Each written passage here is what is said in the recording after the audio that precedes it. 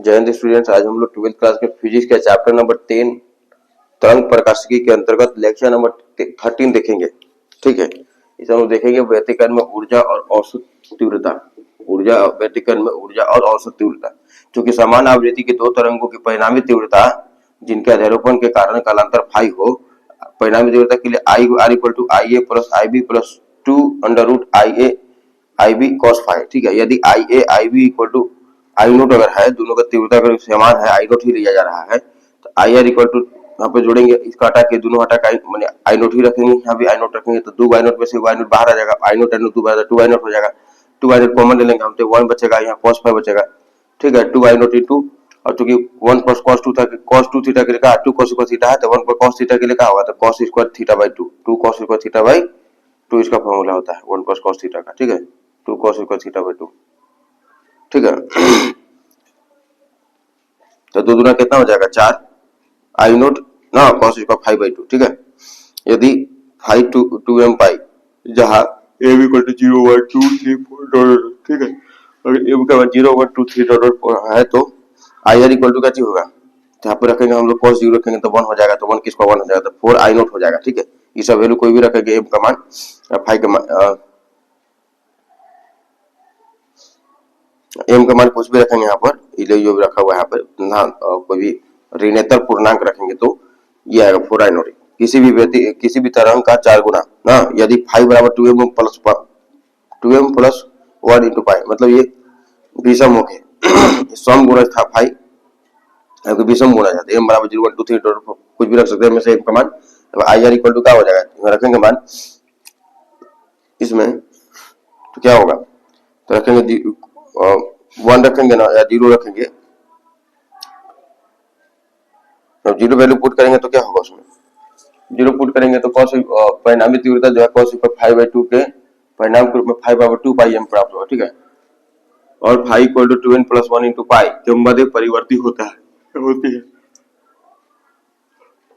कालांतर के साथ तीव्रता का तीव्रता में परिवर्तन। देख सकते हैं कालांतर यहाँ पर दर्शाया गया है, ये तीव्रता है। ठीक है, जब दो तरंगे किसी बिंदु पर कला से बाहर अध्यारोपित होती है तो विनाशी व्यतिकरण होता है, कला से बाहर अध्यारोपित होगी तो विनाशी व्यतिकरण होगा। इस प्रकार उस बिंदु पर तीव्रता और ऊर्जा शून्य होती है, अर्थात उस बिंदु पर ऊर्जा पूरी तरह से समाप्त हो जाती है, क्योंकि ऊर्जा न तो नष्ट हो सकता है। ठीक है, क्योंकि ऊर्जा न तो नष्ट हो सकता है। ठीक है, तो इसलिए विनाशी व्यतिकरण के बिंदु पर नष्ट हुई ऊर्जा संपोषी व्यतिकरण के स्थान पर उत्पन्न होती है। विनाशी व्यतिकरण के स्थान पर जब ऊर्जा नष्ट हुआ था, वह संपोषी व्यतिकरण के स्थान पर उत्पन्न होगा। इसलिए कहा जा सकता है कि ऊर्जा का व्यतिकरण प्रतिरूप में पुनर्वितरण हो जाता है। ठीक है, पुनर्वितरण मतलब कि विनाशी वाला संपोषी में चला जाता है ऊर्जा। ठीक है, अतः इस प्रकार ऊर्जा संरक्षण के नियम को व्यतिकरण के द्वारा सत्यापित किया जा सकता है। व्यतिकरण की अनुपस्थिति में प्रकाश की औसत तीव्रता दो तरंगों की तीव्रताओं के योग के बराबर होती है, तो जो I A B equal to I maximum plus I minimum. ठीक है, उच्चतम तीव्रता और न्यूनतम तीव्रता दोनों के जोड़ के 2 से भाग देने पर उनका औसत के बराबर 4 आई नोट, इसका मान 0 है, तो 2 से भाग देंगे तो 2 आई नोट हो जाएगा। I A B equal to 2 I naught. इस प्रकार 2 आई नोट की समरूप तीव्रता से पर्दा एक समान रूप से प्रकाशित होगा। ठीक है, संपोषी व्यतिकरण के लिए दो तरंगों के मध्य पथांतर दीजिए, इसके लिए फॉर्मूला संपोषी व्यतिकरण के लिए पथांतर के लिए 2m लेम्डा, m का मान 0 1 2 3 4 5 इसमें 1 नंबर का पूछा जाता है। ठीक है, विनाशी व्यतिकरण के दो तरंगों के मध्य पथांतर दीजिए, पथांतर equal to 2m plus 1 into lambda by 2, जहाँ m इक्वल टू 0 1 2 3 टोटल। कालांतर और पथांतर में क्या संबंध है, कालांतर equal to 2 pi upon lambda into पथांतर। ठीक है,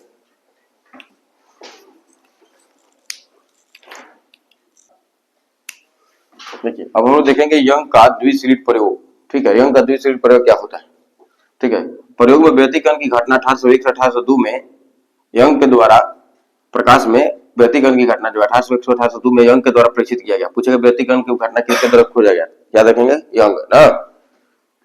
उसने सूर्य के प्रकाश को बारीक स्लिट एस यानी कि पिन छिद्र के बराबर पर गिरा दिया। ठीक है, पिन छिद्र के बराबर सीधे पर गिरा दिया प्रकाश को, तो स्लिट एस से प्रकाश तरंगों के दो बारीक स्लिट S1 और S2 पर जो जाने दिया, S1 और S2 से जान दिया, इधर जान दिया। ठीक है, इसे बोला स्लिट एस से प्रकाश तरंगों की दो बारीक स्लिट S1 और S2 पर जाने दिया जो एक दूसरे के बहुत निकट S और समांतर थे।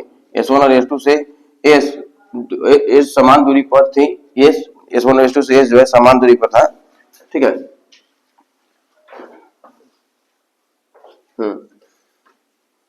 ये सिलिट S1 और S2 समान आयाम और समान तरंगदैर्घ्य की दो तरंगें देती हैं।